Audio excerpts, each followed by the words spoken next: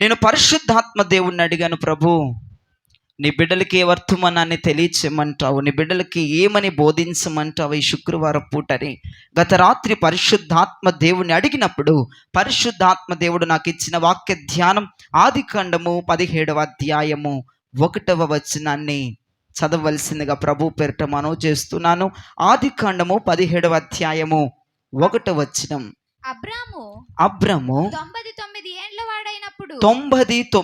ఏండ్ల వాడైనప్పుడు యెహోవా అతనికి ప్రత్యక్షమై నేను సర్వశక్తి గల దేవుడను నా సన్నిధిలో నడుచుచు నిందారహితుడవై ఉండుము. చేతులెత్తి ప్రభువుకు స్తోత్రం చెప్పాలి. ఇక మనసు పెట్టి చాలా జాగ్రత్తగా వినండి ప్రియ దైవజన. అబ్రాము 99 ఏండ్లు వాడైనప్పుడు, ప్రైజ్ ది లార్డ్, హల్లెలూయా, యెహోవా అతనికి ప్రత్యక్షమై నేను సర్వశక్తి గల దేవుడను. ఈ మాట నాతో చెప్దామా? యెహోవా అతనికి ప్రత్యక్షమై నేను సర్వశక్తి గల దేవుడను. ఈ మాట ఈ పూట మీ మనస్సునకు తీసుకువెళ్ళమని ప్రభు పేరిట మనవి చేస్తూ ఉన్నాను.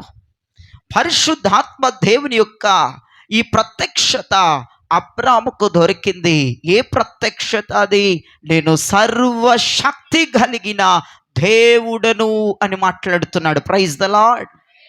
ఈ మాట ఏ సందర్భంలో పరిశుద్ధాత్ముడు అబ్రాముతో మాట్లాడుతున్నాడు అంటే, అక్కడ మనం చూస్తున్నాం అబ్రాము యొక్క వయసు అక్కడ బైబిల్ గ్రంథంలో రాయబడి ఉంది 99వ సంవత్సరం.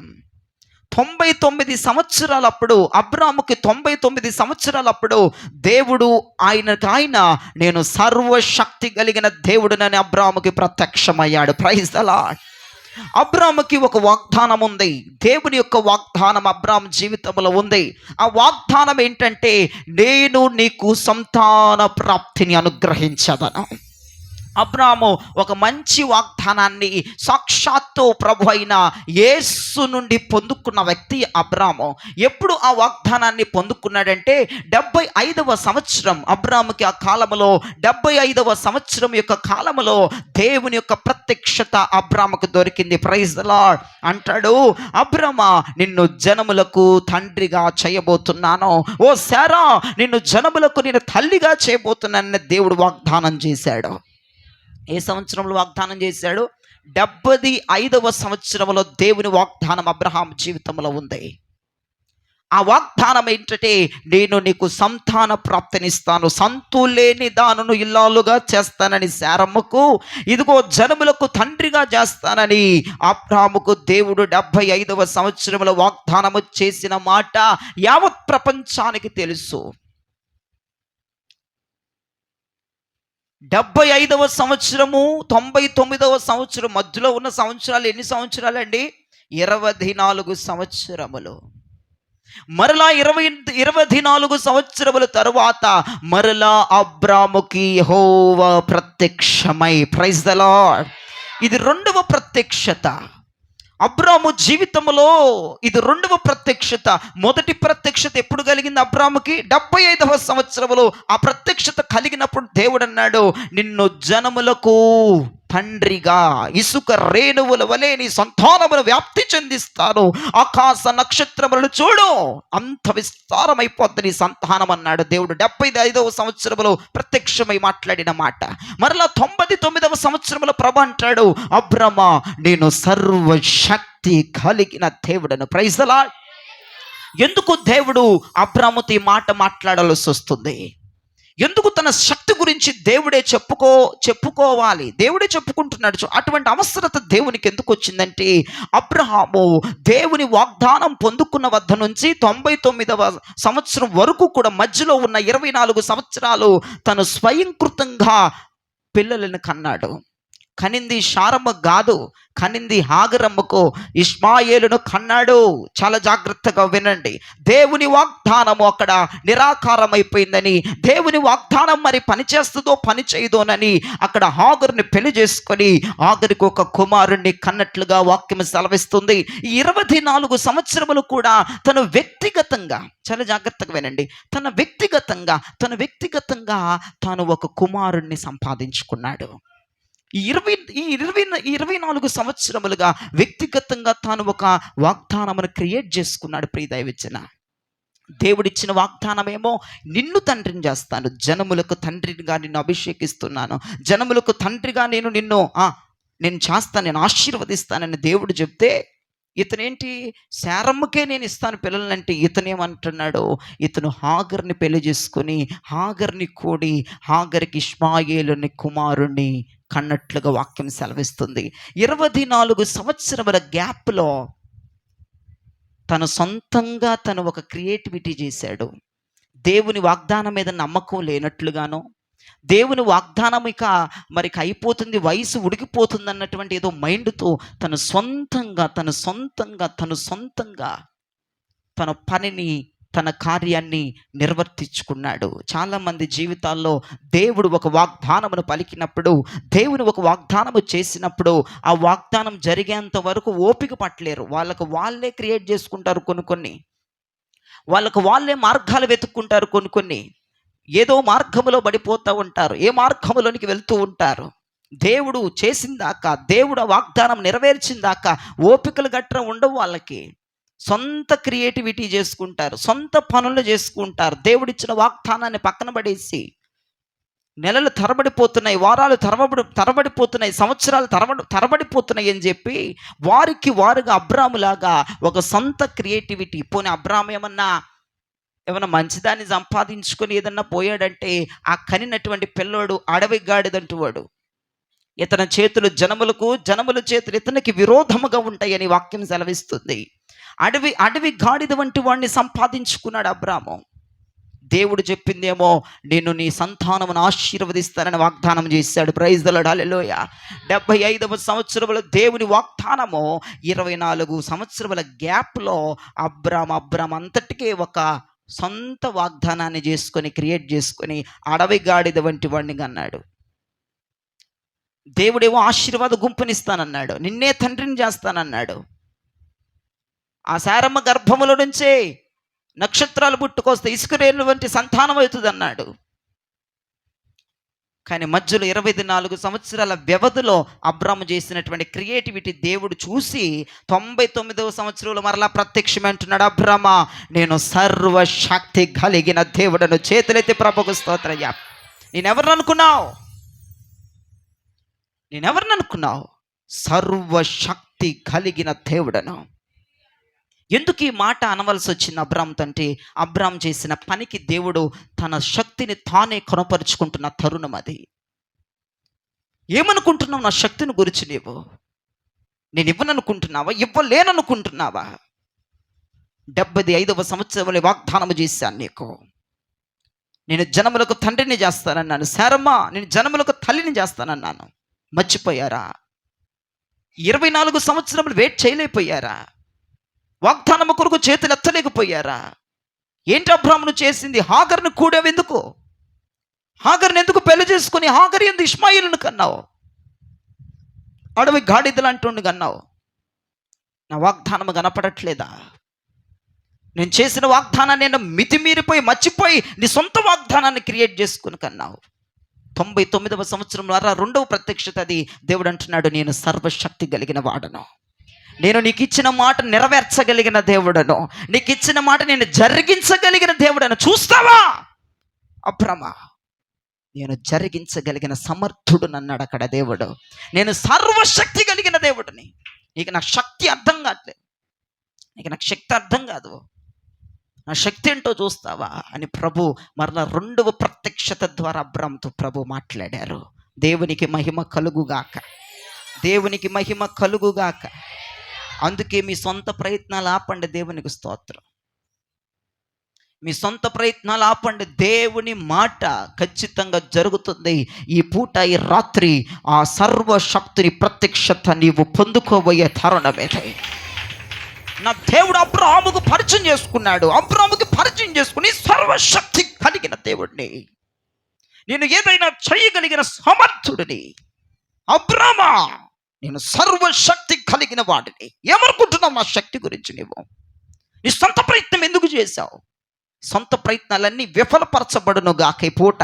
ఒకవేళ నువ్వు చేసే ప్రయత్నాలు నీకే దెబ్బ కొడతాయి, నీకే రివర్స్ అయిపోతాయి, నీ చంప మీద చల్లును కొడతాయి నువ్వు చేసే ప్రయత్నాలు. జాగ్రత్తగా గుర్తుపెట్టుకో. ఈ సందర్భంగా ఏం చెప్తున్నానంటే, దేవుడిచ్చిన వాగ్దానం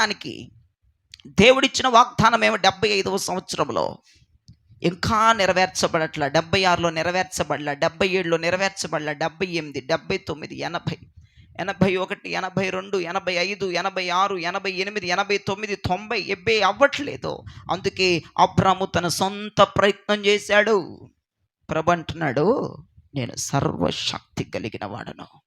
99లో ప్రత్యక్షమయ్యాడు.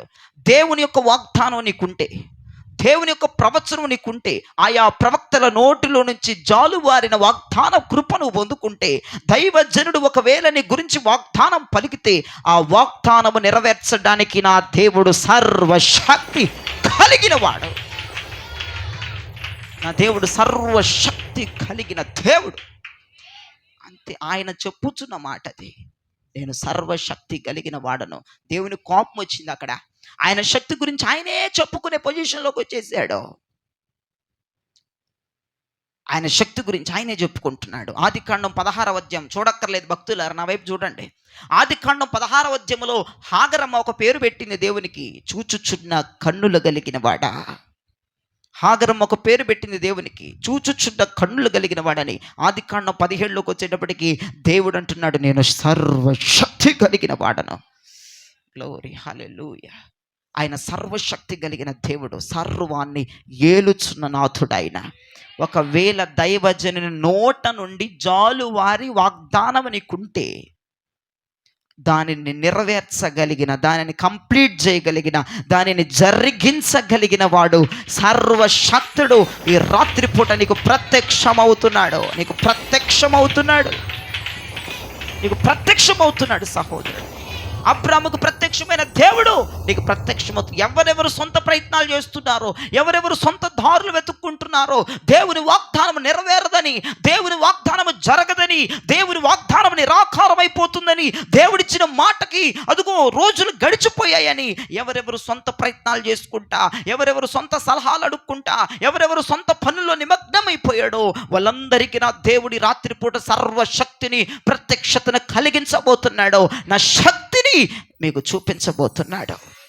ఆయన శక్తి మనకు కనుపరచబోతున్నాడు. నా శక్తి ఏమనుకున్నారు రా బాబు మీరు?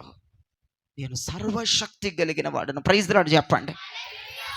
ఏం చేస్తాడు సర్వశక్తి కలిగిన దేవుడు?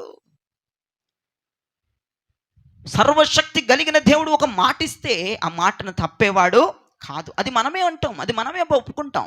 కానీ నీ సొంత ప్రయత్నాలు ఆగాలి, నీ సొంత దారులకు ఆగిపోవాలి, నీ సొంత ఆలోచనలు ఆగిపోవాలి. నువ్వు దాన్ని పొందుకోవడానికి అడ్డదారులు దొక్కుతున్నావు, సొంత దారులు దొక్కుతున్నావు, నీ ఆలోచన ప్రకారం దారులు తొక్కుకుంటూ పోతున్నావు. దేవుడు ఇస్తానన్నది ఖచ్చితంగా ఇచ్చి తీరుతాడు. దేవుడు మనోనేత్రాలు, దేవుని యొక్క నేత్రములను చూస్తూ ఉన్నాయి, ఆయన మనోనేత్రాలను చూస్తూ ఉన్నాయి.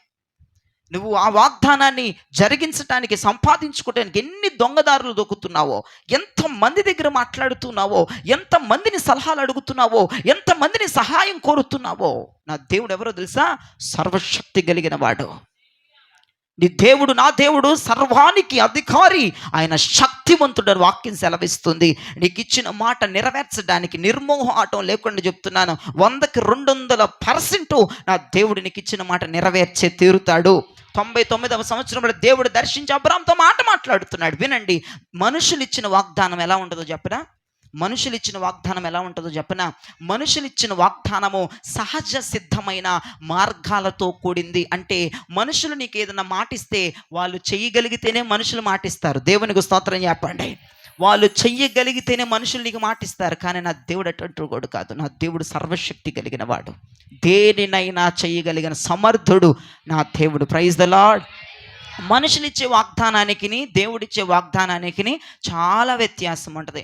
చాలామంది మనుషులు వాళ్ళకు ఉన్నది నీకు ఇవ్వగలరు, వాళ్ళకు ఉన్నది నీకు పెట్టగలరు. వాళ్ళ స్తోమత ఎంత, వాళ్ళ మార్గం ఎంత, వాళ్ళకి అధికారం ఎంత, అంతవరకే నీకు చూడగలరు. కానీ సహజ సిద్ధమైన మార్గాలు లేకపోయినా, దేవునికి స్తోత్రం చెప్పండి, అసలు దేవుడు చెప్పిన మాటకి లింకు లిటిగేషన్ లేకపోయినా ఆ మాట అలా జరిగించటానికి నా దేవుడు సర్వశక్తి కలిగిన దేవుడు.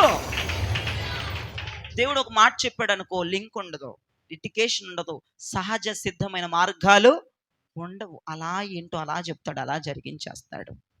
ఈ మాట చెప్తే ఒక మాట, ఒక వాగ్దానం నీకుందా?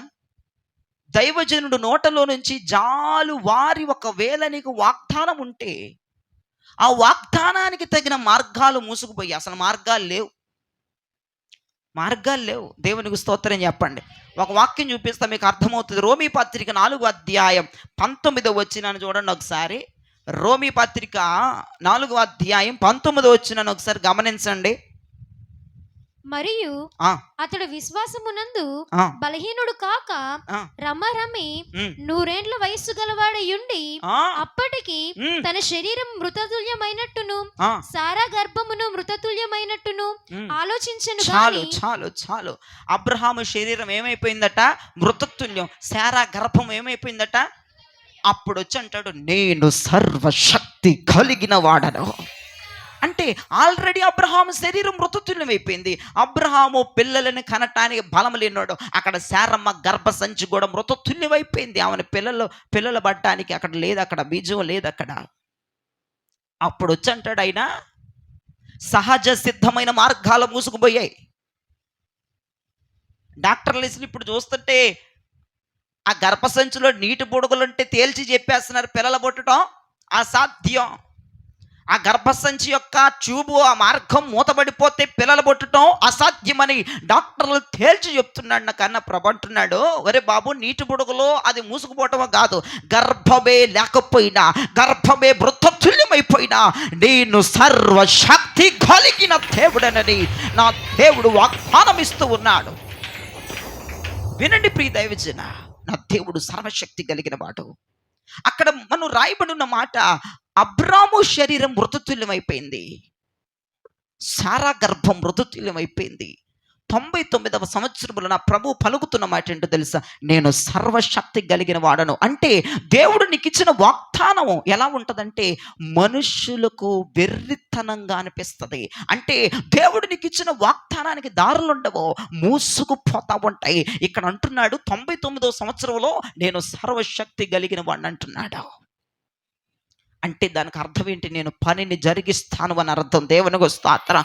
జనమందరూ అంటారు ఈమె గర్భం మృతతుల్యమైపోయింది. డాక్టర్స్ అంటున్నారు దీని గర్భములో ఏంటిదట, నీటి బుడగలు ఉన్నాయంట, దీనికి గర్భం రాదంటున్నాడు డాక్టర్, తేల్చి చెప్పేస్తున్నాడు. ఓ పిచ్చి బోకన ప్రభు అంటున్నాడు, నువ్వు సర్వశక్తి కలిగిన వాడిని నమ్మాలి. Praise lord. నువ్వు సర్వశక్తి కలిగిన, బీపీ ఎక్కువైపోతే ఇబ్బంది అయిపోతుంది, బీపీలు ఎక్కువైపోతే డెలివరీలు జరగవు. ఇది ఒక భయంకరమైనటువంటి విచిత్రమైనటువంటి తేల్చి చెప్తున్నారు వైద్యులు. నీ వాగ్దానం జరగటానికి అన్ని ద్వారాలు మూసుకుపోయాయి. నీ వాగ్దానం జరగదు, దేవుడిచ్చిన మాట జరగదని నువ్వు అనుకోవద్దు. నా దేవుడు సర్వశక్తి కలిగిన వాడని చెప్తున్నాడు కదా. అబ్రాము అదే అనుకున్నాడు, నా శరీరం మృతతుల్యం అయిపోయింది, నా భార్య గర్భం మృతతుల్యం అయిపోయిందని ఆలోచించేస్తున్నాడు. అప్పుడే దేవుడు అబ్రాముకు ప్రత్యక్షమై మాట్లాడుతున్న మాట, అబ్రామా, నీ శరీరం మృతతుల్యం అయిపోయినా, నీ భార్య గర్భం చెడిపోయినా, నీ భార్య గర్భం మృతతుల్యం అయిపోయినా, అసలు పిల్లలు పుట్టడానికి 1% కూడా ఛాన్స్ లేకపోయినా, నేను చెప్తున్నాను కదా అబ్రామా, నేను సర్వశక్తి కలిగిన వాడను, నీ గర్భములోంచే జనములను ఏర్పాటు చేస్తాను, సంతాన ప్రాప్తి కలిగిద్దని ప్రభు మాట్లాడారు. ఆయన మాట మీద విశ్వాసం ఉంచగలగాలి. ఎస్, నీకు చెప్పిన వాగ్దానానికి అన్ని మార్గాలు మూసుకుపోయినాయి. లోకానుసారంగా దేవుడిచ్చిన మాటకి లోకానుసారంగా చూస్తే దేనికి లింకు లిటిగేషన్స్ లేవు. దేవుడిచ్చిన మాట జరిగిద్దన్న హోప్నెస్ లేదు, దేవుడిచ్చిన మాట నెరవేర్చబడుతుంది అన్నటువంటి విధానమో లేదు. కానీ నువ్వు నమ్మాలి, నా దేవుడు సర్వశక్తి కలిగిన దేవుడని. ఎస్, నా దేవుడు సర్వశక్తి కలిగిన వాడు. దేవుడిచ్చిన మాట ఒకలాగుంటుంది, మనకి పరిస్థితులు చూస్తే అసలు ఆ మాట ఎలా జరుగుతుందా అని అనుకున్నటువంటి విభ్రాంతి నొందే స్థితిలోనికి వెళ్ళిపోతూ ఉంటాం. చాలామంది ఇక్కడ నా ఎదురు కూర్చున్న వారు చాలామంది అటువంటి విభ్రాంతుల్లో ఉన్నారు.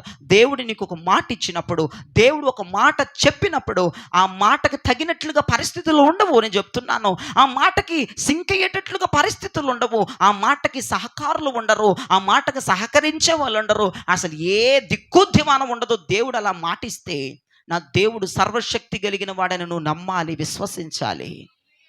అదంతే, అది అలా జరిగిపోద్ది అంతే. అయిపోయింది అయ్యగారు, డాక్టర్స్ చెప్పేసరికి అయిపోయింది అంతే. ఏంటి అయిపోయింది? నీ బొంద ఏమైపోయింది? అప్పుడే కదా నా దేవుడు సర్వశక్తి కలిగిన వాడు లాగా నీకు ప్రత్యక్షం అవ్వాలి. దేవుడు చెప్పాడు కదండి, మనుషులకు అసాధ్యమైపోద్ది, లోకానికి అసాధ్యం. నీ వాగ్దానం నెరవేర్చడానికి ఎవడు ఏం చేయలేడు. అటువంటి పరిస్థితుల్లో ఉన్నావా?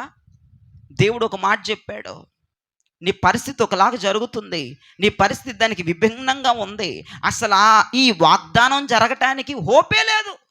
దేవుడిచ్చిన మాట జరగటానికి అక్కడ డాక్టర్స్ చేతులు ఎత్తేసారు, ఇక్కడ బంధువులు చేతులు ఎత్తేసారు, ఇరుగు పొరుగు వారి చేతులు ఎత్తేసారు. ఇప్పుడు ఈ వాగ్దానం పరిస్థితి ఏంటి?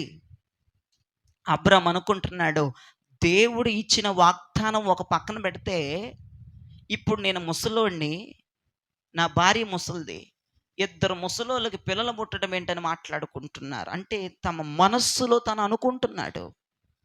అసలు అంటే వాగ్దానం పక్కన పెట్టండి కాసేపు. లోకపరంగా, లోకానుసారంగా, మనుషుల పరంగా, వైద్యాల పరంగా, స్కానింగ్ల పరంగా, చూపుల పరంగా అది అసంభవం, అది అసాధ్యం. అది జరగదు.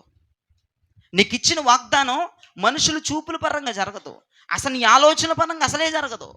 అయిపోయింది, డేట్ దాటిపోయింది, నెలలు దాటిపోయినాయి, రోజులు దాటిపోయినాయి, నీకు ఇచ్చిన వాగ్దానం లిమిట్ అయిపోయింది, నీకు ఇచ్చిన వాగ్దానం డేట్ ముగిసిపోయింది, అంత వ్యతిరేకమైపోయింది. దేవుడు వాగ్దానం కొంచెం పక్కన పెడితే పరిస్థితులన్నీ వాగ్దానానికి వ్యతిరేకంగా తయారైపోయినాయి. అప్పుడే నా దేవుడు సర్వశక్తుడిగా మనకు ప్రత్యక్షమవుతాడు. Praise the lord. ఈ పూట, ఈ రాత్రి ఎవరెవరు నిరుత్సాహంలో ఉన్నారో, ఎవరెవరు అనగారిపోయారో, దేవుని వాగ్దానం నీకు ఒకటి ఉంది, కానీ పరిస్థితులన్నీ మూసుకుపోయాయి. వాగ్దానము లెవెల్స్, వాగ్దానము జరగటానికి 1% కూడా నీ జీవితంలో తావు లేదా? ఈ పూట, ఈ రాత్రి ఎవరెవరైతే ఆ బిడ్డలు ఇక్కడ ఉన్నారో నా ఎదురు కూర్చొని, వాళ్ళకి నా దేవుడు సర్వశక్తి కలిగిన వాడిగా ప్రత్యక్షం అవుతూ ఉన్నాడు. నీ కళ్ళ ముందే సర్వశక్తిని ప్రత్యక్షత జరుగుతూ ఉన్నది. 1% కూడా ఆధారం లేదు, 1% కూడా ఏదీ లేదు. మృతతుల్యమైపోయింది. అప్పుడే నా ప్రభు సర్వశక్తిని యొక్క ప్రత్యక్షత వారిద్దరి మీదకి వచ్చింది. వాళ్ళిద్దరి మీదకి వచ్చి 99వ సంవత్సరంలో, అబ్రామా, నాను సర్వశక్తి కలిగిన వాడినా, ఏమనుకున్నా నా గురించి?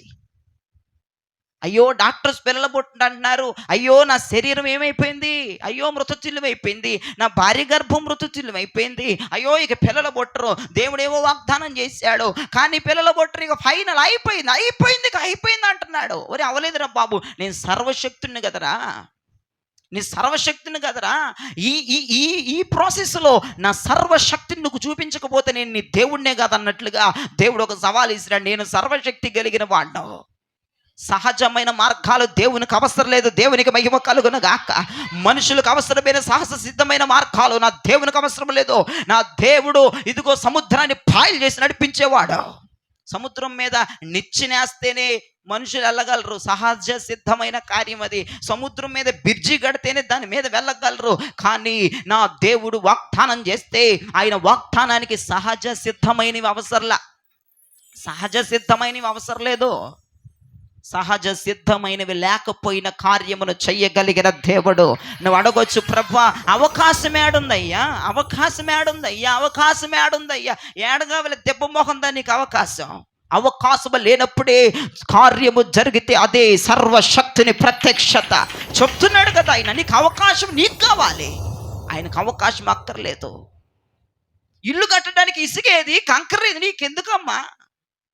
ఏది ప్రభు ఉంటేనే కట్టగలవు, అవి ఉంటే నువ్వు కట్టుకోగలవు, అవి లేకపోయినా కట్టగలిగిన చేతులు నా దేవుని చేతులు. అర్థమవుతుందన్న వారు గట్టిగా చాపట్లు కొట్టి ప్రభు నామాన్ని స్తుతించారు.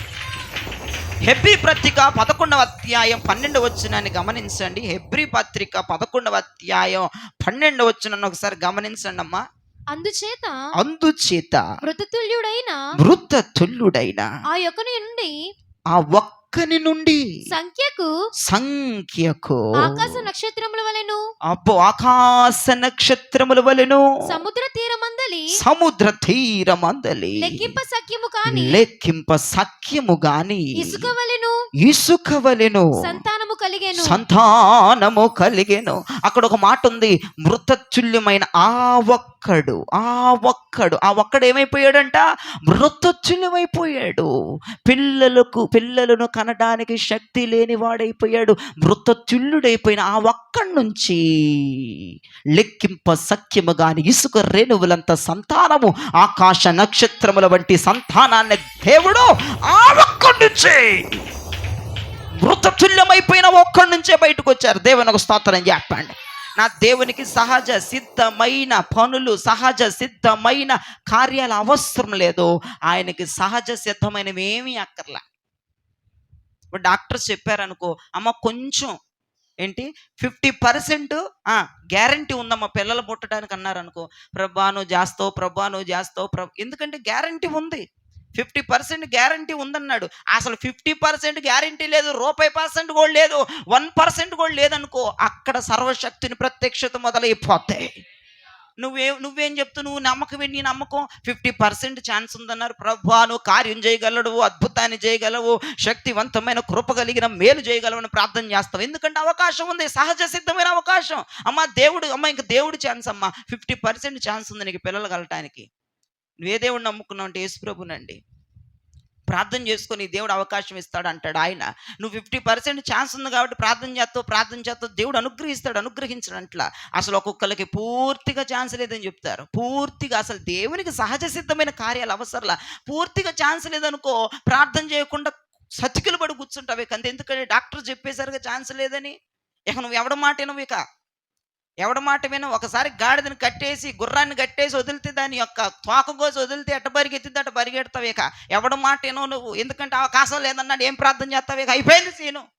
అయిపోయినప్పుడే కదా దేవుని కార్యం మొదలవుతుంది.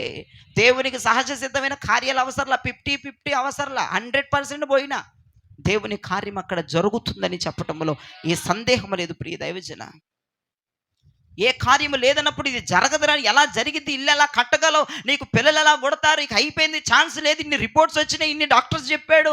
హైదరాబాద్ నుంచి ఏదో అమెరికా నుండి పెద్ద డాక్టర్స్, గొప్ప డాక్టర్స్ చెప్పి రిపోర్ట్ ఇచ్చారు. ఏంటంటే అప్పుడు చెప్పాలి వాళ్ళకి, నా దేవుడు సర్వశక్తి కలిగిన దేవుడు అన్న మాట. ఆ గర్భఫలం రావటానికి ఆ ట్యూబ్ మూతబడిపోయిందని చెప్పినా, నీటి బుడగలని అని చెప్పినా, ఏ బుడగలని చెప్పినా ఆ బుడగలను పగలగొట్టి ఆ గర్భములో జీవాన్ని తేగలిగిన దేవుడు నా దేవుడు. అదొక్కటే కాదు, నీ జీవితంలో దేవుడిచ్చిన మాటకి సహజ సిద్ధమైన మార్గాలన్నీ లేవా? నా దేవుడి నీ జీవితంలో కార్యం జరిగిస్తాడు. ఏ సహజ సిద్ధమైన కార్యం లేకపోయినా, అనుకూల పరిస్థితులు లేకపోయినా, మొత్తం అట్టడుగు స్థానంలోకి పోయినా దేవుని వాగ్దానం నీ జీవితంలో ఉంటే చాలు, ఆ వాగ్దానం జరుగుతుంది, ఆ వాగ్దానం నెరవేర్చబడుతుంది. సర్వశక్తి కలిగిన దేవుడు. ప్రైజ్ ది లార్డ్ చెప్పండి. ఈ పేరు హెబ్రూ భాషలో ఎల్ షడ్డాయ్ అంటారు. ఏమంటారు దాన్ని? ఎల్ షడ్డాయ్. సర్వశక్తి కలిగిన వాడు అన్న పేరు హెబ్రూ భాషలోకి వచ్చేటప్పటికి ఎల్ షడ్డాయ్ అన్న మాటకి అర్థం. ఎల్ షడ్డాయ్ అంటే అర్థం ఏంటంటే బలము కలిగిన దేవుడు లేదా సర్వశక్తి కలిగిన దేవుడు అని అర్థం. Praise the Lord. మన దేవుడు ఎవరు చెప్పండి? El Shaddai. Praise the Lord. మన దేవుడు ఎల్ షడ్డాయ్ అనే పేరు కలిగిన వాడు. ఆయన బలవంతుడు. ఒక పూట యోబు గారు కూర్చొని ఏడుస్తూ ఉన్నారు. ఏంటి ప్రభు నా పరిస్థితి? మొత్తం అంతా ఒళ్ళంతా గజ్జి అయితే చెల్ల పెంకులతో గీక్కుంటా ఏడుస్తా ఒక మాట అంటున్నాడు దేవునితో, ప్రభుతో ఒక మాట మాట్లాడుతున్నాడు. యోబు గ్రంథం 6వ అధ్యాయం 12వ వచనంలో చూడగలిగితే, యోబు గ్రంథం 6వ అధ్యాయం 12వ వచనం గనక మీరు గమనించగలిగితే, ఏడ్చుకుంటూ ఒక మాట తండ్రి అయిన యెహోవాతో మాట్లాడుతున్నాడు. నా బలము రాళ్ళ బలము వంటిదా, నా శరీరం ఇత్తడిదా. చాలండి. అక్కడ ప్రభుతో అంటున్నాడు, ప్రభా నా బలం ఏమన్నా రాళ్ళ బలం అంటుదా, నా శరీరం ఏమో ఎత్తడా. ఏంటయ్యే బాధలో, ఏంటి కష్టాలు, నా పిల్లలు చచ్చారు, నా భార్య నన్ను పట్టించుకోవట్లా, నా స్నేహితులు నన్ను విడిచిపెట్టారు, ఓ గగ్గోలు ఎత్తుపోతుంటే ఏంటి నా శరీరానికి గజ్జిపుండ్లు, ఏంటి గోక్కోవటం, నా బలం ఏమన్నా రాళ్ళుకున్న బలం అనుకుంటున్నావా, నాకు ఇన్ని బాధలు పెడుతున్నావు, లేదంటే నా శరీరం ఏమన్నా ఎత్తడిదా ఏంటయ్యా అని అంటున్నాడు యోబు గారు ఒక పూట దేవునితో. నా బలం ఏమన్నా రాళ్ళకున్న బలం అని రాయినా ఏంటి, నాకు మనస్సుంది, నాకు మనస్సుంది, నాకు ఆలోచన ఉంది, నాకు గిచ్చితే నొప్పి వస్తుందయ్యా, నేను రాయననుకుంటున్నావా ఏంటి నాకు ఈ శ్రమలో, లేదంటే నేనేమన్నా ఎత్తడి శరీరం అనుకుంటున్నావా, నాకేంటయ్యా పుండ్లు, ఏంటి దురద, ఏంటి రక్తం, ఏంటి రస అని అంటున్నాడు. అదే యోబు ఇంకొక మాట అంటున్నాడు చూడండి. అదే యోబు 23వ అధ్యాయంలో, యోబు గ్రంథం 23వ అధ్యాయం 6వ వచనంలో అదే యోబు ఇంకొక మాట అంటున్నాడు. ఆయన తన అధిక బలము చేత నాతో వ్యాజ్యమాడునా, ఆయన అలాగు చేయక నా మనవి వినే దేవుడు. చూడండి, యెహోవా నా బలము రాళ్ళ బలం వంటిదా, లేదంటే నా శరీరం ఎత్తడి వంటిదా నాయనా, ఏంటి బాధలు, ఏంటి ఇబ్బందులు, ఏంటి హింసలు, ఏంటి రోగం, ఏంటి పుండ్లు అని ఒకవైపు అంటుంటే, మళ్ళీ అదే యోబు అంటాడు, నీ బలము అధిక బలము అంటాడు. దేవునికి స్తోత్రం.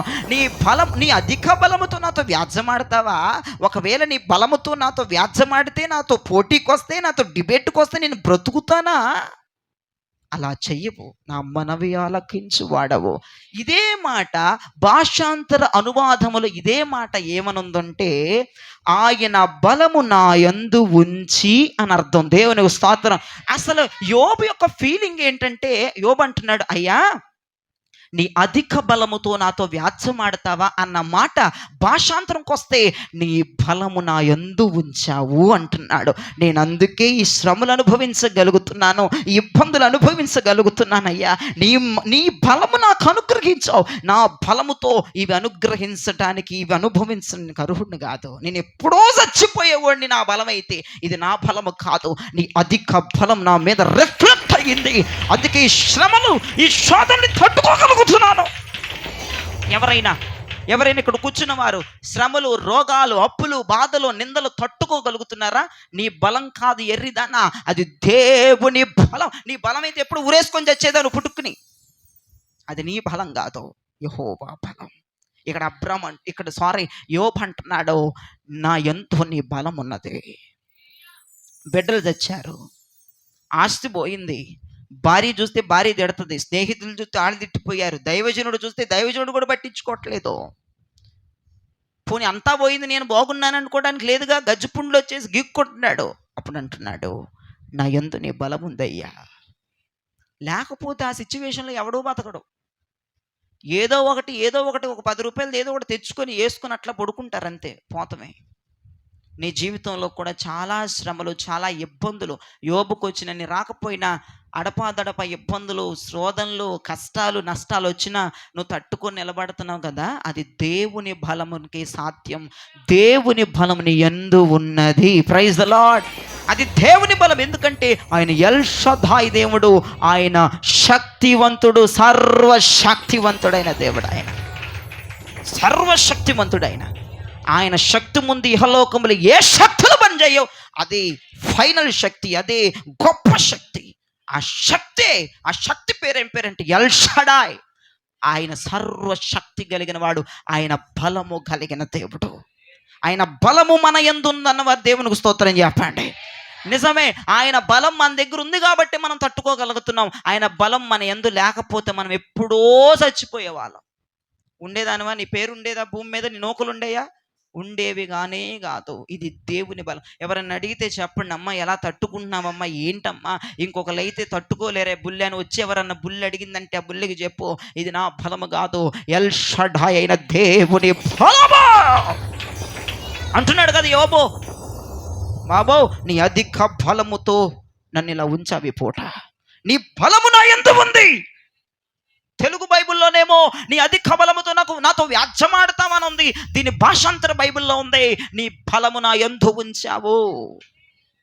మనం ఎప్పుడు ఈ తెలుగు బైబిలే అంటబెట్టుకొని అప్పమ్మలాగా శుద్ధమ్మలాగా కూర్చోకూడదు. కొన్ని బైబిల్స్ ఉంటాయి, కొన్ని భాషాంతరాలు, కొన్ని రూపాంతరాలు బైబిల్లో ఉంటాయి. ఇవి కూడా చూసుకోవాలి, అర్థమవుతుంది. అప్పుడు నేను ఈ మాటకు అలాగున కనిపెట్టి పసిగట్టి పరిశుద్ధాత్మ దేవుని కృప పొందుకొని దీని భాషాంతరం చూస్తే నీ బలము నా యందు ఉన్నదన్న మీనింగ్ అక్కడ వచ్చింది. ప్రియ దైవజన, నిజంగా దేవుని బలం మన యందు ఉంది. మనం ఎంత కృప పొందిన వారమో ఈ మాట ద్వారా అర్థమవుతుంది. ఎల్ షడ్డాయ్ అంటే అర్థం ఏంటి? మొదటి అర్థం దేవుడు బలము అని అర్థం. దేవునికి స్తోత్రం. మరి దేవుని బలం ఇక్కడ యోబు పట్ల ఉంది, దేవుని బలం ఇక్కడ మన పట్ల ఉంది. అదే ఎల్ షడ్డాయ్కి రెండవ అర్థం ఏంటో తెలుసా? అదే ఎల్ షడ్డాయ్కి రెండవ అర్థం తల్లి. వినండి, నా వైపు చూడండి. అదే ఎల్ షడ్డాయ్కి రెండవ అర్థం తల్లి రొమ్ము వంటి వాడు అని అర్థం. ఏంటిది అది? తల్లి రొమ్ము వంటి వాడు అని అర్థం. మొదటి అర్థం బలము కలిగిన వాడైతే రెండవ అర్థం తల్లి వంటి రొమ్ము కలిగిన వాడు అని అర్థం. Praise the lord, praise the lord, praise the lord. తల్లి రొమ్ము చాలా ప్రయోజనకరమైనది. చాలా జాగ్రత్తగా నా వైపు చూస్తూ వినండి. ఎందుకు ఎల్ షడ్డాయ్ అన్న మాటకు అర్థం తల్లి రొమ్ము వంటి వాడు. నా దేవుడు తల్లి రొమ్ము వంటి వాడు. ప్రైజ్ ద లార్డ్ చెప్పండి.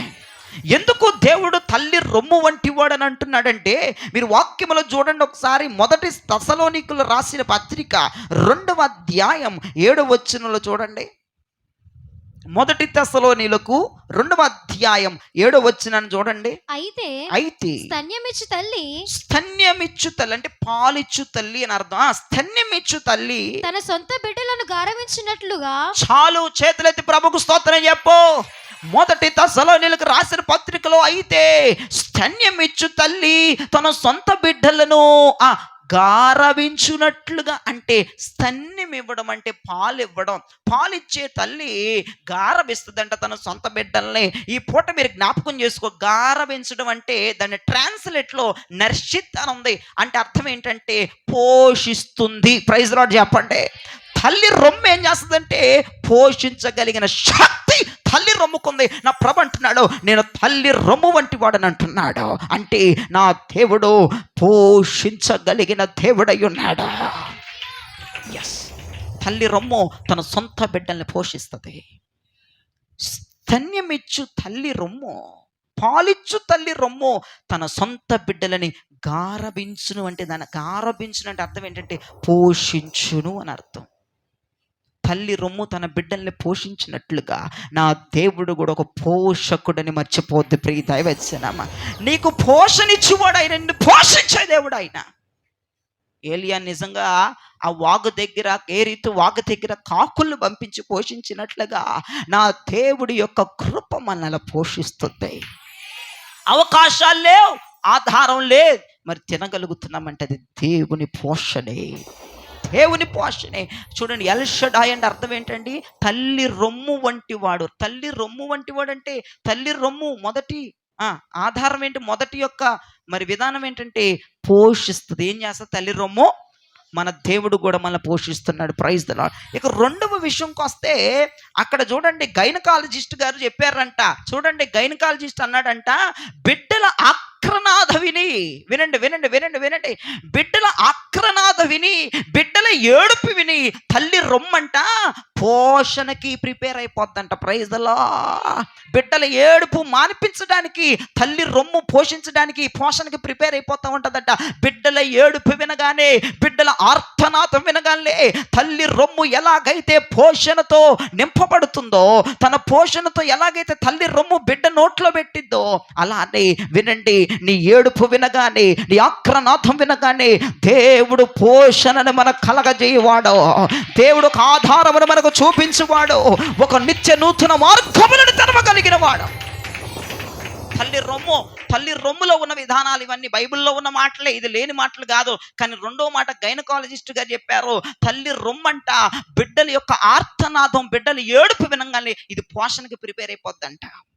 బిడ్డల ఆకలి తీర్చడానికి తల్లి రొమ్ము ప్రిపేర్గా ఉంటుందంట. Praise the lord. ఇక మూడో విషయానికి వస్తే తల్లి రొమ్ము యొక్క విధానం చూడండి. యెషయా గ్రంథం 66వ అధ్యాయం 11వ వచనాన్ని చూడొకసారి. యెషయా గ్రంథం 66వ అధ్యాయం 11 అమ్మా చదవండి. ఆదరణకరమైన ఆదరణకరమైన ఆమె స్తన్యమును మీరు మీరు కొడిచి తృప్తి నొందెదరు. చేతులెత్తి ప్రభుకు స్తోత్రం చెప్పండి. తల్లి రొమ్ము ఎలాంటిదంటే ఆదరణకరమైనది. Praise the lord. తల్లి రొమ్ములో ఉన్నటువంటి చాలా ప్రత్యేకతలు బైబిల్లో బోల్డ్ ఉన్నాయి, కానీ ఈ పూట 3తో ముగించాలని దేవుని యొక్క కృప. Praise the lord. దేవునికి చేతులు ఎత్తండి. వినండి, తల్లి రొమ్ము మొదటిగా పోషిస్తుంది. రెండవది, తల్లి రొమ్ము పోషణకి ప్రిపేర్ చేస్తుంది బిడ్డల ఏడుపు చూసి. మూడవదిగా తల్లి రొమ్ము ఆదరిస్తుంది. ఆదరణ పిల్లలకు ఆదరణ తల్లి రొమ్ము. తన రొమ్ముకి హత్తుకుంటుంది బిడ్డల్ని. నిజంగా నీ స్నేహితులు, నీ బంధువులు, నీ ఇరుగు పొరుగు వారు నేను ఆదరించకపోయినా, ఎవడూ నీ హక్కునకు నిన్ను చేర్చుకోకపోయినా, ఎల్ షడాయ్ అనే దేవుడు నీకు నాకున్నాడు. ఆయన రొమ్ముకు నిన్ను నన్ను హత్తుకొని ఎప్పటికప్పుడు మనల్ని ఆదరిస్తున్న దేవుడు మన దేవుడు. జ్ఞాపకం చేసుకో. ఇప్పుడు నేను ఎందుకు ఈ మాటలు నేను చెప్తున్నానంటే, నా దేవుడు సర్వశక్తి కలిగిన దేవుడు. అంతే, ఆయన పోషిస్తాడు. నీ ఏడుపు విని నీకు కావలసినవన్నీ పోషణకి ప్రిపేర్ చేస్తాడు. మూడవదిగా, నిన్నెవ్వరూ ఆదరించట్లేదు, ఆయన రొమ్ము మీద మనకు ఆదరణ ఉన్నది. ఆయన ఎల్ షడాయ్, ఆయన బలమైన దేవుడు. ఆయన తల్లి రొమ్ము వంటి వాడు. Praise the lord. నిజం ప్రియదవిచన. మొదటి మాట, వాగ్దానం నాకుందన్న వాళ్ళు దేవునికి స్తోత్రం చెప్పండి చేతులెత్తి. అందరికీ ఏదో ఒక వాగ్దానం ఉంది, దేవుడు ఏదో ఒకటి చేస్తానన్నాడు. కానీ ఒకటి, సహజ సిద్ధమైన మార్గాలు లేకపోయినా నా దేవుడు నీ కార్యాన్ని జరిగిస్తాడు. అందుకేగా నా దేవుడు సర్వశక్తిమంతుడని చెప్తుంది. నేను సర్వశక్తి మనుషులకు అవ్వని పని, డాక్టర్స్కి అవ్వని పని, నీ సొంతోళ్ళకి అవ్వని పని, అసలు నువ్వే చేసుకోలేని పని, అసలు అవ్వదరా బాబు, ఇది అవ్వడం వల్ల అవ్వదన్న పని, ఆ వాగ్దానం ఏమైనా ఉందా నీ జీవితంలో? ఆ వాగ్దానం జరిగిస్తాడు దేవుడు. అందుకే రాత్రి JHS మినిస్ట్రీస్లో సర్వశక్తుడిగా ప్రత్యక్షమవుతున్నాడు ఒక్కొక్కటికి. ఇక రెండోదికి వస్తే, ఆ సర్వశక్తుడు అన్న మాటకు అర్థం ఏంటంటే, హెబ్రూ భాషలో ఎల్ షడాయ్ అని అర్థం. ఎల్ షడాయ్ కూడా అర్థాలు కొంచెం తీశాను, 2 అర్థాలు తీశాను. మొదటి అర్థం బలవంతుడు, రెండవ అర్థం తల్లి రొమ్ము వంటి వాడు. ఆయన బలము మన యందు స్థిరపరచబడుతుంది. మనలో ఉన్న బలము తిండి వల్ల వచ్చే బలం ఇది కాదండి. ఈ బలం అది కాదు. శ్రమలను తట్టుకొని, ఇబ్బందులను తట్టుకొని, ఏడుస్తా చనిపోవాలని ఆలోచనలు రాకుండా నీవు ఇంత ధైర్యంగా బ్రతుకుతున్నావంటే, భర్త లేకపోయినా గుండె ధైర్యమును నింపుకుంటున్నావంటే, అందరూ విడిచిపెట్టిన ఇంత ధైర్యంగా బ్రతకగలుగుతున్నావంటే, బిడ్డలు వేసుకొని ఈ బలము నీ బలము కాదు తల్లే, ఇది దేవుని ఎల్ షడాయ్ నీకు ఇచ్చిన బలం. అక్కడ యోబు అన్నాడు, ప్రభు ఇది నా బలము కాదు నాయన, నా బలం అయితే ఎప్పుడో 2 టాబ్లెట్లు, స్లీపింగ్ టాబ్లెట్లు ఒక 100 వేసుకొని పోయేవాడినయ్యా. నా యందు నీ బలం ఉన్నది ప్రభువా. ఆయన తల్లి రొమ్ము వంటి వాడు, ఆయనను పోషించేవాడు, పోషణకి ప్రిపేర్ చేయవాడు. అంతేకాదు, ఆయన నిన్ను ఆదరించు దేవుడై ఉన్నాడు. ఇంకా చూడండి, ఆయన ఎలాంటి వాడో చూడండి, ప్రియదైవచన. ఎఫెసీయులకు రాసిన పత్రిక, ముగిస్తున్నాను. ఎఫెసీయులకు రాసిన పత్రిక 3వ అధ్యాయం 20వ వచనం చూడండి. మనలో కార్యసాధకమైన తన శక్తి చొప్పున మనము అడుగు వాటన్నిటికంటేను ఊహించు వాటన్నిటికంటేను అత్యధికముగా చేయ శక్తి గల దేవునికి, చేతులెత్తి శక్తి కలిగిన దేవునికి స్తోత్రం చెప్పండి. మన దేవుడు ఎవరు? సర్వశక్తి కలిగిన దేవుడు. అంటున్నాడు, అడుగు వాటన్నిటికంటేను, ఊహించిన వాటన్నిటికంటేను అత్యధికంగా చేయవాడు. ఆయన పేరేంటంటే, మనకు పరిచయం అవుతున్న పేరేంటంటే సర్వశక్తి కలిగిన దేవుడు. నీకు దమ్ము ధైర్యం ఉంటే అడుగు. నీకు దమ్ముంది, అడిగే దమ్ము నీకుందా? అడుగు, నువ్వు అడుగు. ఆయన సర్వశక్తి కలిగిన దేవుడు అని చెప్తున్నాడు. అడుగు. నువ్వు రోషంతో నువ్వు అడగగలిగితే. ఒకడంట రాజుగారి దగ్గరికి వెళ్ళి గోసుగుడ్డ అడిగాడంట. ఇది వాస్తవంగా జరిగిందంటే ఇప్పుడు కదా, వెనకటి కాలంలో రాజు గారి దగ్గరికి వెళ్ళి గోసుగుడ్డ అడిగితే, వీడు నా పేరు ప్రఖ్యాతలను నాశనం చేసేసాడు, నా దగ్గరకు వచ్చి వెండినో బంగారాన్ని ఇంకా వైఢూర్యాల్లో కోరుకోకుండా నన్ను డిగ్రేడ్ చేశాడు, వీళ్ళు కటకటాల్లో ఏంటి అన్నాడంట. కటకటాల్లోకి వెళ్ళిపోయి అంటున్నాడంటే, రాజుగారు నేను గోసుగుడ్డేగా అడిగింది, ఎందుకు ఇంత పెద్ద శిక్ష చేశారన్నాడంట. ఆడు, ఒరే నువ్వు అడిగింది గోసుగుడ్డే కానీ నువ్వు అడగవలసింది నా దగ్గర కాదురా దిక్కుమాలవాడా, నా పేరు పోయింది, సభలో నా పరువు పోయింది, నువ్వు నా దగ్గరకు వచ్చి అడగాల్సింది, నేను రాజును కదా, ప్రపంచ దేశాలకు చక్రవర్తిని కదా, అడగవలసింది అయ్యా ఒక బస్తాయి మనుగులు వెండిబడే అని అడిగితే అది బాగుంటుంది, నా గౌరవంకో కూడా బాగుంటుంది. నువ్వు గోసుగుడ్డాడుగా చూసావు కదా, కటకటాలు సావరని అక్కడ వదిలేశాడంటే. దేవునికి స్తోత్రం చెప్పండి. కొంతమంది ముష్టోళ్ళు అడిగినట్టు అడుగుతారు, ప్రభు నీ దేవునికి స్తోత్రం, నువ్వు ఒక ముష్టిదానివి, నువ్వు ఒక ముష్టోడివి, ఇట్లా ముష్టి ప్లేట్ పట్టుకుని అడుగుతావు, కొంత కదా బాబా, అడుగు, దేవునికి స్తోత్రం. అడగగలిగిన దమ్ముండాలి క్రైస్తవుడికి దేవుణ్ణి. ఆయన అంటున్నాడు, నేను సర్వశక్తి కలిగినోడు కదా, అడుగు వాటన్నిటికంటే ఎక్కువగా ఇచ్చే దేవుడు అంటున్నాడు. యెషయా ప్రవక్త అంటాడు, చూడండి ఒకసారి, యెషయా ప్రవక్త అంటాడు 7వ అధ్యాయము 10-11 వచనములో యెషయా ప్రవక్త మాట్లాడుతున్న మాట. యెషయా గ్రంథం 7వ అధ్యాయం 10-11 వచనాలు చూడండి. యెహోవా ఇంకను ఆహాజునకు ఇలాగు సెలవిచ్చెను, నీ దేవుడైన యెహోవా వలన సూచన నడుగు. ఏమని? అది పాతాళమంత లోతైనను సరే, ఊర్ధ్వలోకమంత ఎత్తైనను సరే. అడగండి, దేవునికి చేతులెత్తి స్తోత్రం చెప్పండి. నువ్వు దేవుడిని అడగాలి. ఎలాగా? అది పాతాళమంత లోతైన, ఇంకా పాతాళం కింద ఇంకేమీ ఉండదు. అదే అంటే అంత కింద కడిగిన ఊర్ధ్వలోకమంతా ఇంకా అదే చివరిక అంత ఎత్తైన మాట అడిగిన, అంత లోయైన మాట అడిగిన, దేనికి సరిపోని మాట అడిగినా, ఉన్నతమైన అడిగినా దానికంటే ఎక్కువగా ఇచ్చేవాడు మన దేవుడు. పాతాళమంతో లోతైన దాకా, ఊర్ధ్వలోకమంత ఎత్తైన దాకా, అంటే ఇంకా దానికి మించింది లేదు, దీనికి మించింది లేదు, భూ ప్రపంచం మీద ఏది అడిగినా చెయ్యగలిగిన సర్వశక్తుడు. ముష్టి వెడిగి దేవుని పేరుని చెడగొట్టబాక. ఈ కొంచెది, ఈ కూత చేయి, ఈ కొంచెం చెయ్యయ్యా, ఈ ఒక్కటి చెయ్యయ్యా, ఈ చిన్న చెయ్యయ్యా కాదు, దేవుణ్ణి అడగగలిగిన దమ్ము పొందుకో. ఆయన అంటున్నాడు, దైవజనుడిగా నాకు చెప్పాడు, బూది గంతములు నేను నీకు సొత్తు చేస్తానన్నాడు దేవుడు. బూది గంతములకు వెళ్ళాలంటే పలానా లాంగ్వేజ్లు రావాలా వద్దా? తమిళ్ రావాలా, హిందీ రావాలా, ఉర్దూ రావాలా, కన్నడ రావాలా, ఇంగ్లీష్ రావాలి, ఇవన్నీ రావాలా? ఇవన్నీ నాకు ఏడొస్తాయ్యా, నేనేం సేవ చేస్తానన్నాను అనుకో, ఆడు గోసుగుడ్డ అడిగినట్టు నేను అడిగినట్టు ప్రభుని అడగమన్నాడు. అడుగుదాం, ఆధారాలు లేకుండా అడుగు, దేవునికి స్తోత్రం చెప్పు. ఆధారాలు ఉంచుకొని అడగొద్దు. అసలు నువ్వు అడిగిన దానికి ఆధారం ఉండకూడదు నీ కొంపలో. అలాంటివి అడుగు. దేవుడు చెయ్యగలిగిన సర్వశక్తిమంతుడు ఆయన. అసలు అడిగిన దానికి ఆధారం ఏమి ఉండకూడదు. భూప్రపంచం మీద నువ్వు అడిగే మాటకు ఆధారం దొరకకూడదు అంటున్నాడు కదా. పాతాళ లోతుగా ఉన్న దానికన్నా అడుగు. ఏంటిదమ్మా, చదవండి ఒకసారి మాట అమ్మా, చెప్పండి.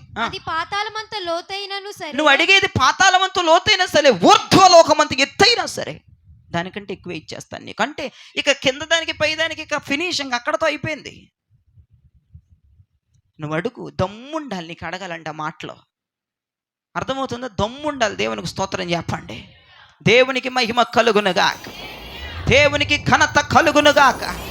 నువ్వు అడుగుని రోషముతో ప్రభుని దేవుడు దయచేయడానికి సర్వశక్తి కలిగిన వాడు నా దేవుడు. ఇంకో మాట ఏమంటున్నాడు? నీకు ఎప్పుడు నీ ఊహలన్నీ పనికి మన ఊహలే. ఊహించిన దానికంటే అధికమైన ఊహించే కృపను పొందుకోండి. మనమందరం ఊహా చిత్రాలం అయిపోవాలి. మన లైఫ్ బాగుపడిపోతుంది. మనం ఆశీర్వదించబడిపోతున్నాం. ఈడు మారరు, మా బతికింతే, మా బతుకైపోయింది. నీ ఊహలన్నీ దరిద్రమైన ఊహలు, చండాలమైన ఊహలు, పనికిమాల ఊహలు. నీ బిడ్డల మీద, నీ భర్త మీద, నీ భార్య మీద, నీ బిడ్డల మీద, నీ కుటుంబం మీద, నీ సంసారం మీద పనికిమాల ఊహలే. ఇంకా మేము పడిపోతాం, ఇంకా దిగజారిపోతాం, మా బతికింతే, మా స్థితి ఇంతే. కల్లో కూడా అయ్యే కల్లో, దరిద్రపు కల్లో. ఎప్పుడు కల్లో ఒక బిల్డింగ్లో ఉన్నట్టు వచ్చిందని బతుకు కళ ఊహించగలుగుతున్నావా? నీ దేవుడు ఎవరు అనుకుంటున్నావు? సర్వశక్తి కలిగిన వాడుగా అబ్రాహాముకు ప్రత్యక్షమైన దేవుడు ఈ రాత్రి నీకు ప్రత్యక్షమవుతున్నాడు. నీవు ఊహించిన దానికంటే ఎక్కువ ఇవ్వగలిగిన దేవుడు. అయితే మన మధ్యలో ఒక బుల్లి ఊహిస్తుంది 7 నగరాల ఆవరణాలు వేసుకున్నట్టుగా. సైతన నగలు బంగారం వద్దని చెప్పి అపోస్తల బోధలో, ఊహించు, దానికంటే మించింది ఊహించు. కలకల బంగారం వేసుకునేట్టాక తిరుగుతున్నట్టు ఊహించవు. చేయగలడు, చేయలేడు అంటలేదుగా, చేయగలడు. కానీ మన బోధకి మన ఎవ్వరానికి తగవుగా. దేవునికి స్తోత్రం కలుగునగాక. ఊహించిన దానికంటే మీ ఊహల మారునగాక. ఈ రాత్రిపూట మీ ఊహలు టోటల్లీ మారిపోవాలా. ఇదిగో వీడి బతికింతే, వీడి స్థితి ఇంతే, వీళ్ళు ఇంతే అనొద్దు. ఊహల్లో కూడా మా పిల్లలకి ఎదగలేరు, ఊహల్లో మా బతికింతే, ఊహల్లో మాకు జీతాలు పెరగవు, మాకు ప్రమోషన్లు రావు, మేము ఈ కొంపలని చావాలి, మేము ఎక్కడే చావాలి, మేము ఎదగలేము, మేము చెందలేము, అందరం మా మీద ఈ ఊహలు కూడా అలా ఉన్నాయి అనుకో. నువ్వు ఊహించిన దానికంటే ఎక్కువ చేస్తానన్నాడుగా. నువ్వు పనికి మాలి అని ఊహిస్తే అందుకే ఎక్కువైపోతానేమో చూసుకో. దేవుని వాగ్దానం ఎప్పుడు నిరర్థకం కాదుగా. నువ్వు అనుకుంటావు ఈడు పనికి మాలోడని ఊహల్లో ఉంది నీ పిల్లోడు, ఇంకా పనికి మాలోడు అయిపోతున్నాడు అంటే నువ్వు ఊహించిన దానికంటే ఎక్కువ జరుగుతుంది నీ పిల్లోడి మీద. మరి ఎట్టా కూడా అనుకోవాలి మరి. కాబట్టి మంచి ఊహలు ఊహించండి, మంచి స్థానాన్ని పొందుకోండి. దేవునికి స్తోత్రం. దేవుని మాట నిరర్థకం అవ్వదు, దేవుని మాట చెడిపోదు, దేవుని మాట తెగిపోదు. అది గుర్తుపెట్టుకో. నువ్వేది ఊహిస్తే అదే జరిగిద్ది. నువ్వేది ఊహిస్తే దానికి మించి చేస్తాడు. నువ్వు పనికి మాలిని అని ఊహిస్తుంటే దానికి మించి జరుగుతుంది వాగ్దానం. అక్కడ అది వాగ్దానం. నీ ఊహించిన దానికంటే ఎక్కువ చేస్తానన్నాడు. ఈ పూట గొడవ అయిపోయిద్దని ఊహించామనుకో, నీ భర్త గోడకేసి గుర్తాడు వచ్చి, ఎందుకంటే ఎక్కువ చేశాడు. దేవునికి స్తోత్రం. అర్థమైందని చెప్పిన మాట అన్నారు. దేవునికి స్తోత్రం చెప్పండి. ఊహించాలి. వచ్చి భర్త కొడతాడని కాదు, వచ్చి భర్త ఇప్పుడు బాగా ఉంటాడు, నాతో ప్రేమగా మాట్లాడతాడు. అలాంటి ఊహలో అంట్లు తోముతున్నప్పుడు నా భర్త మారిపోతున్నాడు, నా భర్త బైబిల్ పట్టుకుంటున్నాడు, నా భర్త తెల్ల బట్టలు వేసుకుంటున్నాడు, నా భర్త మందిరానికి వస్తున్నాడు, ఈ ఊహలో ఆడొస్తాడు పనికి మాలాడు. వీళ్ళు పిల్లలు ఎట్టిపోయారో వసే అని ఫోన్లు చెయ్య, ఎల్లమ్మ పుల్లమ్మ నా పిల్లోని బిడ్డ వాడు వస్తున్నాడే, నా భర్త వచ్చేస్తున్నాడు, ఏడైపోయింది, ఆడు రాడు, నీ భర్త నిన్ను ఈడ్చి కొడతాడు, నీ పిల్లోడు వచ్చే లోపలికి. ఊహించిన దానికంటే ఎక్కువ జరిగింది, వాగ్దానం నెరవేరిపోయింది నీ జీవితంలో. అలా జరిగించుకోవద్దు దయచేసి. మంచి ఊహలు ఈ రోజు నుంచి ఊహించండి. అసలు అడిగే దమ్ము నీకు ఉండాలి, ఊహించే దమ్ము నీకు ఉండాలి. అవి రెండూ లేకపోతే నువ్వు దేవునికి వేస్ట్. కటకటాలు వెనక్కిపోతావు. నీకు జరిగే పరిస్థితి అది.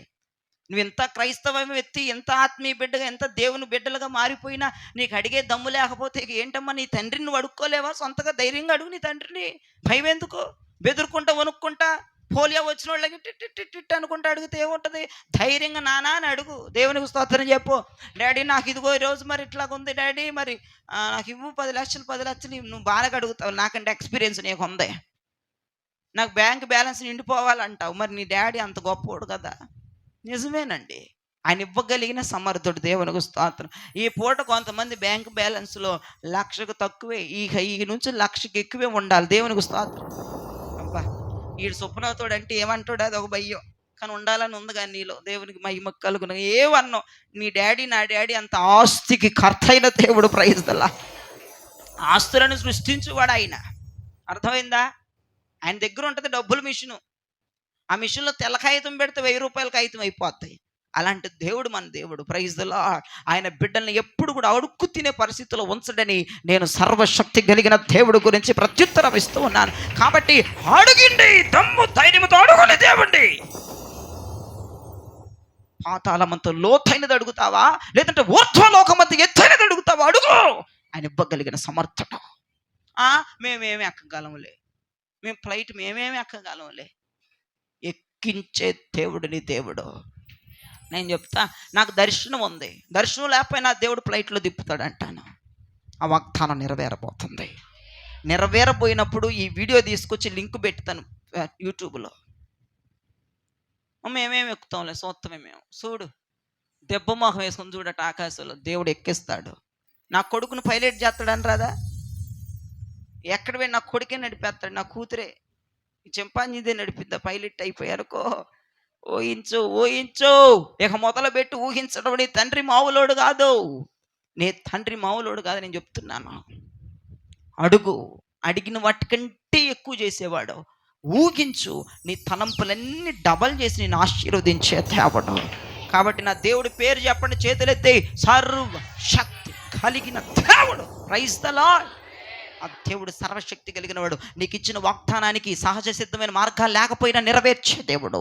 అంతేకాదు, నా దేవుడు బలవంతుడు అనే పేరు. నీకు బలమునిచ్చుచున్న దేవుడు, బాధల్ని, శ్రమల్ని, ఇబ్బందులను తట్టుకుంటున్నామంటే ఎవరి బలం అది? యెహోవా బలం అది. అంతేకాదు నా దేవుడు తల్లి రొమ్ము వంటి వాడు, నిన్ను పోషించేవాడు, పోషణకి ప్రిపేర్ చేసేవాడు, నిన్ను ఆదరించే రొమ్ము నా దేవుని రొమ్ము. ప్రైజ్ ద లార్డ్, హల్లెలూయా. అంతేకాదు నా దేవుడు సర్వశక్తి కలిగిన వాడు, నువ్వు అడిగిన వాటికంటే ఎక్కువ ఇచ్చే దేవుడు, ఊహించిన దానికంటే అధికము చేసే దేవుడు. ఇక చివరిగా ఒక మాట చూడండి, యూదా పత్రిక 1వ అధ్యాయం 26వ వచనాన్ని చూడండి. 24వ వచనం, యూదా పత్రిక 1:24. ఇంకెంత సర్వశక్తి కలిగినోడు చెప్తున్నా చూడండి. యూదా పత్రిక 1:24. తొట్టిల్లకుండా మనల్ని కాపాడటానికి తన మహిమ ఎదుట ఆనందముతో నిర్దోషులుగా నిలబెట్టడానికి శక్తి కలిగిన అబ్బా చేతులెత్తి ప్రైజ్ లార్డ్ చెప్పండి. నిర్దోషులుగా ఆయన ఎదుట నిలబెట్టడానికి శక్తి కలిగిన అద్వితీయమైన దేవుడు, నిర్దోషులుగా నిలబెట్టగలిగే దేవుడు అంట. Praise the lord. పాపమును తొలగించి, పనికిమాల విధానాన్ని తొలగించి, దోషాలను తొలగించి, తప్పులను తొలగించి, వేషాలను తొలగించి, నీచ నికృష్టమైన పనులను తొలగించి ఆయన మహిమ ఎదుట నిర్దోషులుగా నిలబెట్టగలిగిన సర్వశక్తి కలిగిన దేవుడు మన దేవుడు. ఎవరైనా నిన్ను నన్ను క్షమిస్తాడంటే అది నా సర్వశక్తిని వల్లనే సాధ్యం. ఎవ్వడు భూమి మీద నిన్ను క్షమించడు. సర్వశక్తి కలిగిన వాడు నిన్ను క్షమించగలిగిన పరమలోకపు తండ్రి ఆయన.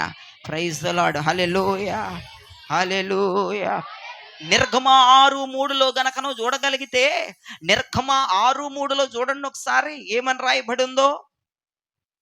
నేను సర్వశక్తి గల దేవుడను పేరున అబ్రహామును ఇస్సాకును యాకోబులకు ప్రత్యక్షమైతిని. కానీ నా వైపు చూడండి, ఏ పేరుతో ప్రత్యక్షమయ్యాడంటే అబ్రహాము, ఇస్సాకు, యాకోబులకి? సర్వశక్తి కలిగిన దేవుణ్ణి. ఏమండి, నీ పేరు చిన్ని, ఈమె పేరు చిన్ని అనే తెలుసండి. కానీ ఈ చిన్ని కాస్త మహిమలాగా స్కూల్లో ప్రత్యక్షమైంది. ఇంటి దగ్గర ప్రత్యక్షత ఏంటి? చిన్ని. ఎవరన్నా అడిగితే అదే అంటారు, అరే చిన్ని అంటే వీడి పేరు చిన్నీనా, వీడి పేరు అది కదంటే. ఆ ఇంటి దగ్గర ప్రత్యక్షం, వీడి ఇంటి దగ్గర ఒక ప్రత్యక్షం, స్కూల్లో ఒక ప్రత్యక్షం, అంతే కదండి. ఇంటి దగ్గర ప్రత్యక్షత వేరుగా ఉంటుంది, స్కూల్లో ప్రత్యక్షత వేరుగా ఉంటుంది. స్కూల్లో ఆ గొప్ప గొప్ప పేర్లతో ప్రత్యక్షం అవుతారు. రెడ్డి, సింహారెడ్డి, సంసింహారెడ్డి. ఇంటి దగ్గర పుల్లమ్మ, పెంటమ్మ దీని పేరు. అక్కడేమో బంగారం, ఇక్కడేమో సింగారం, అన్ని వెరైటీగా ఉంటాయి. ఇంటి దగ్గర పేర్లు ప్రత్యక్షత వేరు, స్కూల్లో ప్రత్యక్షతలు వేరు. కానీ నా ప్రభు చూడండి, ఈయన ప్రత్యక్షత ఎలా ఉందంటే సర్వశక్తి కలిగిన వాడన్న పేరుతో అబ్రహాము, ఇస్సాకు, యాకోబులకు ప్రత్యక్షమైన దేవుడు ఈ రాత్రి అదే పేరుతో నీకు నాకు ప్రత్యక్షమవుతున్నాడు. అదే పేరు, సర్వశక్తి కలిగిన పేరుతో నీకు నాకు ప్రత్యక్షమైతే నీ వాగ్దానం నెరవేర్చబడిపోతాయి. అంతేకాదు ఆయన బలముని యందు ప్రొడ్యూస్ అయిపోద్ది, ఆయన బలముని యందు స్థాపించబడిద్ది. అంతేకాదు ఆయన రొమ్ములో పోషణ దొరికిద్ది, పోషణ తయారైద్ది, నేను ఆదరించే రొమ్ము ఆయన రొమ్ము. అంతేకాదు ప్రియ దైవజనమా, అడిగిన దానికంటే ఎక్కువ చేసేసేవాడు, ఊహించిన దానికంటే ఎక్కువ చేసేసేవాడు.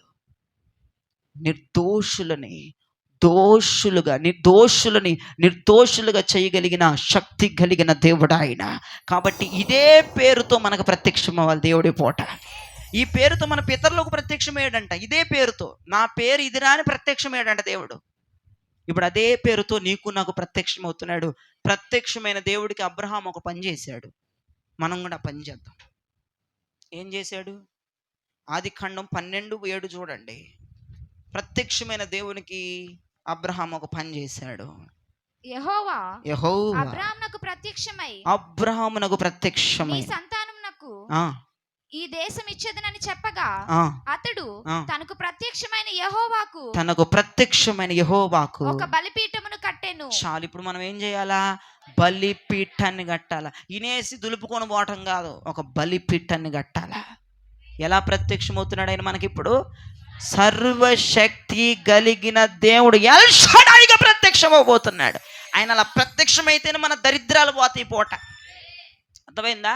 ఎల్షడాయిగా ప్రత్యక్షమవుతున్నాడు. ఎల్షడాయిగా ప్రత్యక్షమే దేవునికి అబ్రాము బలిపీఠం కట్టాడంటే మనం ఏం కడతావు? నీవు బలిపీఠం కట్టి కనుచు నువ్వు తిరిగి వెళ్ళాలంటే నువ్వే ఒక కానుకగా సమర్పణగా మారిపోవాలి దేవునికి. ఎల్షడాయి దేవుడు మనతో ఉండును గాక.